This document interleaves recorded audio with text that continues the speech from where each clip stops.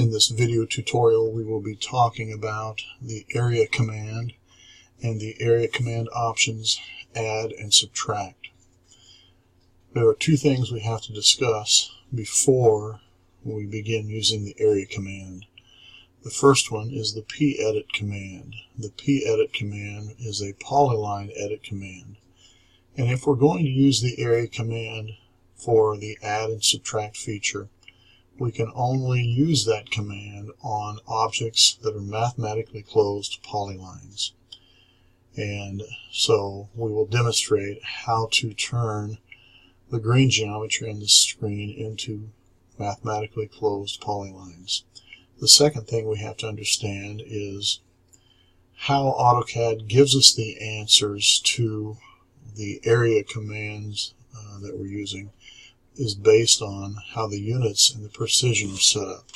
If I type the units command, I get the drawing units dialog box.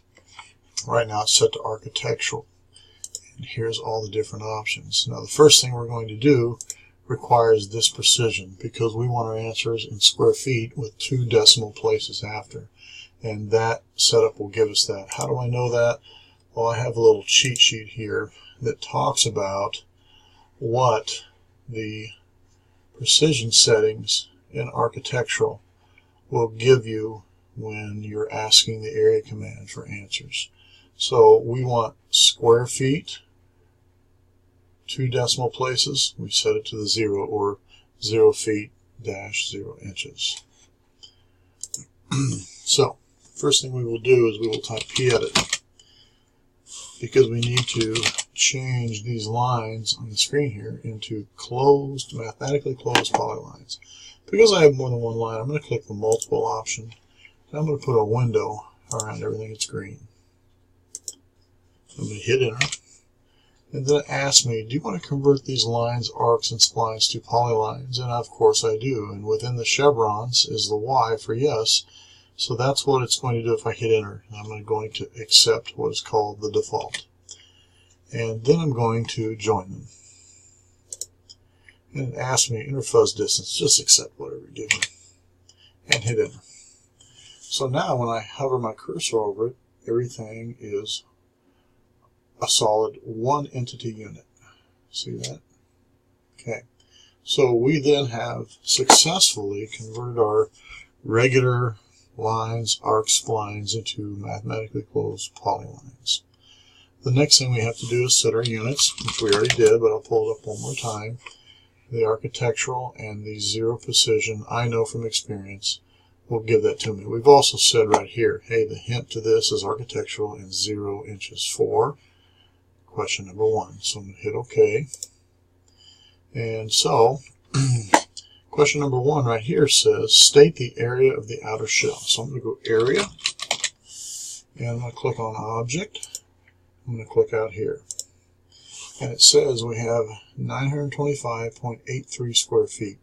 Okay, which I already knew that was the answer, so I already had that set up ahead of time for us. So I'm going to click on this, and I'm going to move it over. Of course, I could double click on my text right there, and I could put it in that way too, but because I'm teaching the lesson and I want it to be quick, I already had them set up ready to go and just move them in place. Otherwise, you could just click on things and you can add them in. Alright, so the second one says state the inner wall area minus any shapes inside. So we want to know what's the square foot of this minus these 2 objects.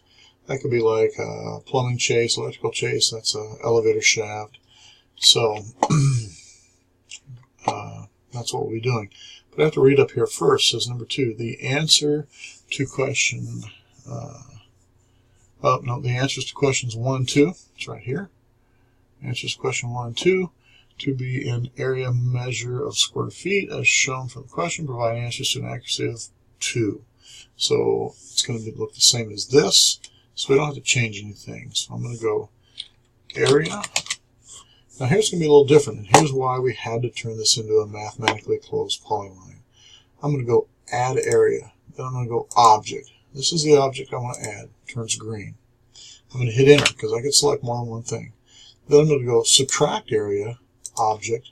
I'm going to click on this one, and this one. And the area that's subtracted turns brown. Now notice the answer is 786.7 square feet, and that's exactly what we have right here. So just hit enter, and then I'll hit escape, and I'm going to go to the move command, and I'll put our answer right in there. Okay, there it is. Then the last one says, state the outer perimeter or circumference. So it wants to know how far around is it, all the way around the outside of the building.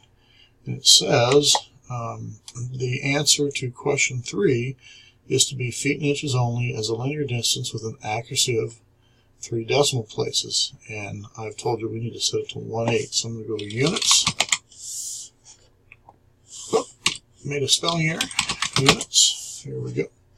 And I will set it to the 1/8. Click OK. And then I will type area. And I'm going to go object. Click on the outside.